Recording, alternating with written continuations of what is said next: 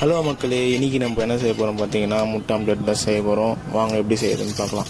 ஒரு முட்டை எடுத்துக்கலாம். அந்த முட்டை எடுத்து அதை வச்சு நம்ம தோசை தவாவில் போட்டுக்கலாம். போட்ட பிறகு அது நல்லா ஸ்ப்ரெட் பண்ணி விட்டுடலாம். ஸ்ப்ரெட் பண்ணிட்ட பிறகு அதுக்கு தேவையான அளவு உப்பு போட்டுக்கலாம். உப்பு போட்ட பிறகு நம்ம அரைச்சி வச்சுருந்த வெங்காயத்தையும் போட்டுக்கலாம். வெங்காயத்தை போட்ட பிறகு மேலே மிளகா பொடி, பெப்பர் அதெல்லாம் அப்படியே மழை சாரல் மாதிரி தூவிட்ட பிறகு அந்த ஹீட்லேயே நல்லா வேக வைக்கலாம். அப்புறம் வெந்துட்ட பிறகு அதை சுற்றி நல்லா எண்ணெய் ஊற்றிக்கலாம்.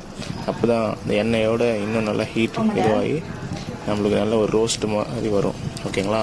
அதுக்கப்புறம் தோசை கரண்டி எடுத்து சுற்றி நல்லா இது மாதிரி பண்ணிவிட்டு நம்ம திருப்பி போட்டுக்கலாம்.